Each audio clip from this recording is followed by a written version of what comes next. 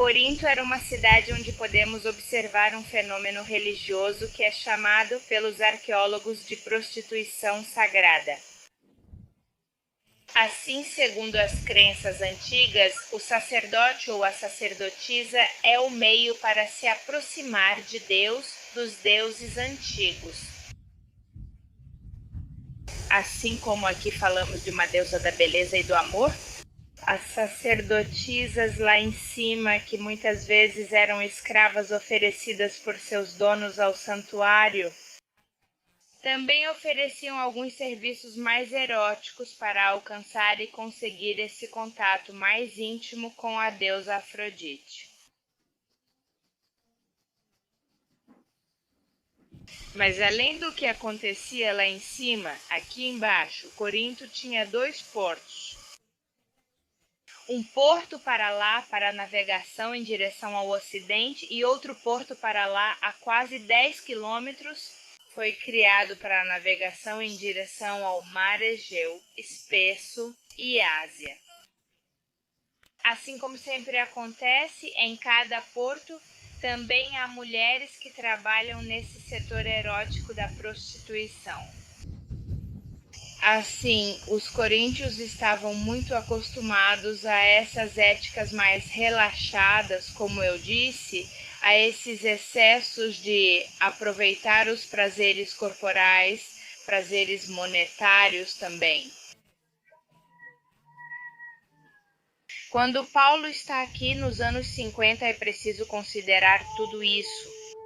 Corinto era uma cidade grande, tinha aproximadamente 200.000, 250.000 pessoas, era uma cidade metropolitana e multiétnica.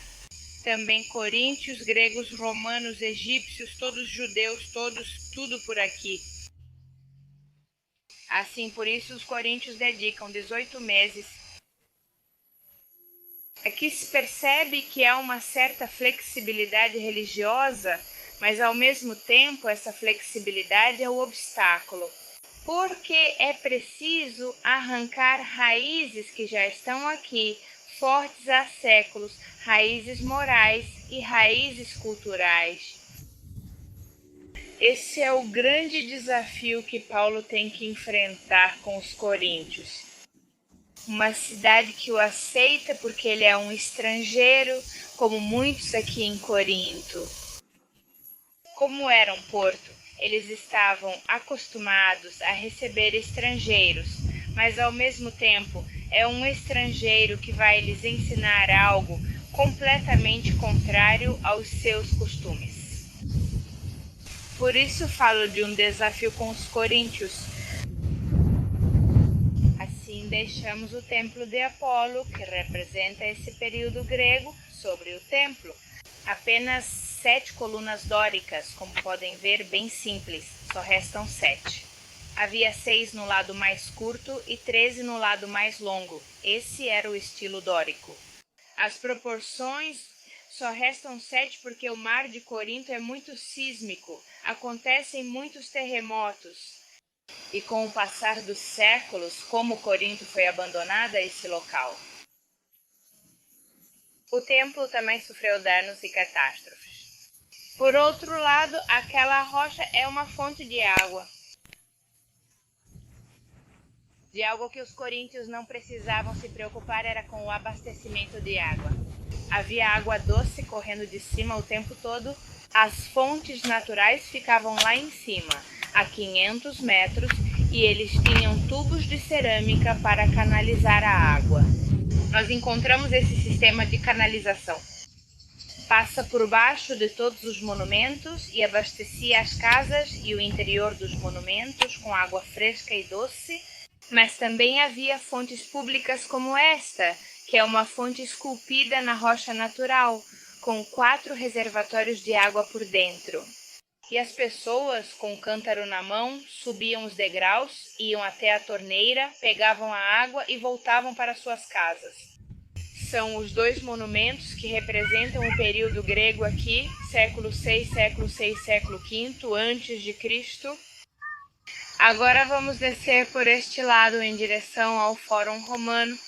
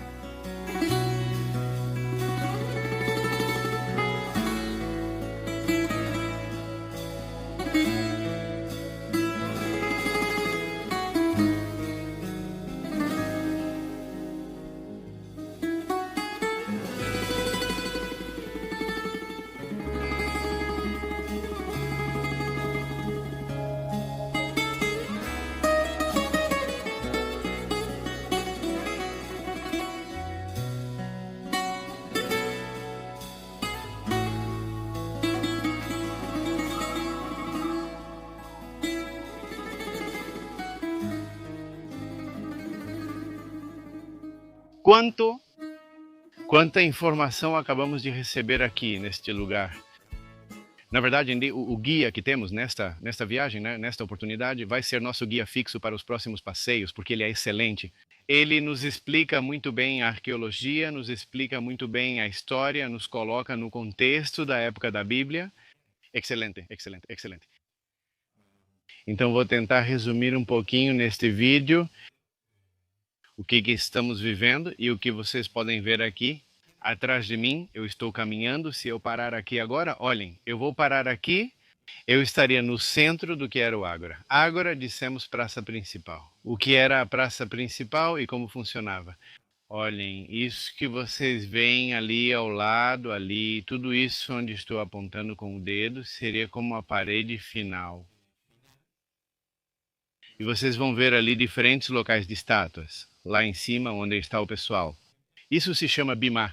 A Bimá era o lugar onde se sentava o cônsul, o procônsul ou onde eram dadas mensagens. Era o palco principal. Se ele queria ser ouvido por todas as pessoas que estavam aqui nesta área da plataforma, então ele falava naquele lugar. Lá em cima ficava o... Sabia palco? Esqueci o nome, o Templo de Apolo. E aqui vem o arco, aquele que está ali. Era tudo assim, tudo era assim, tudo era com arcos dos dois lados. A gente entrava como se fosse numa praça principal, onde todos circulavam. E o que tinha aqui também, aqui era onde aconteciam as competições olímpicas. No livro de Coríntios, capítulo 1, no versículo 9 em diante, é falado sobre uma corrida e sobre o prêmio que temos. O apóstolo Paulo está justamente fazendo referência ao que ele está vendo aqui. Ele está utilizando muito bem a mensagem de uma maneira tão prática, tão prática, tão prática, porque ele está dizendo para eles: ei, vocês não sabem que quem corre também é o único que corre? O que vence é o que recebe o prêmio. Né? Ele fala com eles na língua que conheciam, pois sabiam das corridas aqui. Não menciona algo totalmente desconhecido para eles. Outro dado importante é que Atos, capítulo 1, verso, nos informa...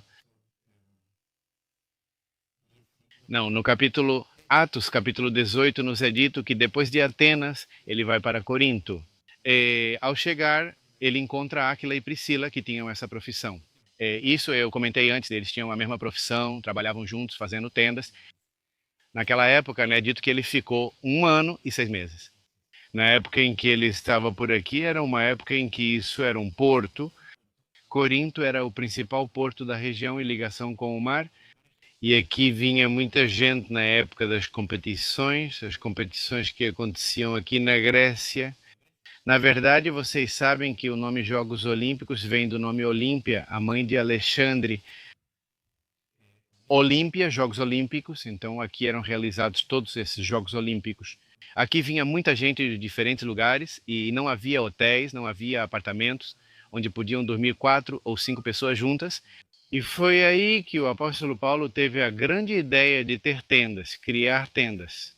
Era onde as pessoas se hospedavam. Ele ganhou muito dinheiro com isso e ainda foi estratégico, pois mantinha as pessoas ali. E por meio dos negócios ele podia pregar o evangelho. E então aqui ele compartilhou o evangelho com muitas pessoas. Vamos continuar passeando por aqui pelo lugar.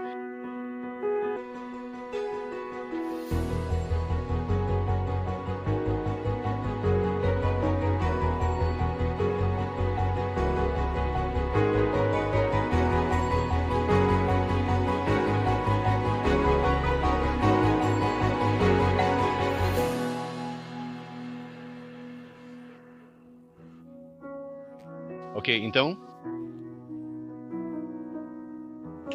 É que eu estava... Me perdi porque o grupo me chamou. Enfim, vou mostrar isso pra vocês. Olhem, continuo com isso. Não sei onde eu estava, de verdade, me perdi um pouco.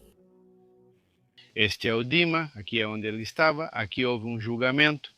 Isso era como eu disse, se o homem quisesse ser ouvido pelo povo, ele tinha que subir lá em cima e falar. Então ele subiu lá. Galho era o procônsul deste lugar, era a autoridade romana de Corinto, e foi aí também que esteve o apóstolo Paulo. Foi aí que o acusaram. Diz que os judeus o acusaram de estar agitando o povo. Ele estava na parte onde fazia as tendas e era muito estratégico com tudo isso. Então muitos ouviram o evangelho, e foi aí que, depois de ter compartilhado com os judeus, ele rasgou as vestes. Ele diz, agora vou aos gentios, e começa a compartilhar com eles que vinham para os Jogos Olímpicos. E então foi aqui que o evangelho foi muito compartilhado pelo apóstolo Paulo. E finalmente ali ele acaba sendo julgado nesse lugar. E depois daqui? Então ele vai depois para Éfeso e depois continua sua rota até chegar finalmente a Cesareia, em Israel, onde ele vai ser preso por 2 anos e onde aparece a história de Félix de Feusto, a história de Agripas. Vocês vão encontrar isso lá em Atos, capítulo 27, onde finalmente ele também acaba sendo deportado para Roma para ter seu julgamento final diante de o César. Então, muita história, muita história.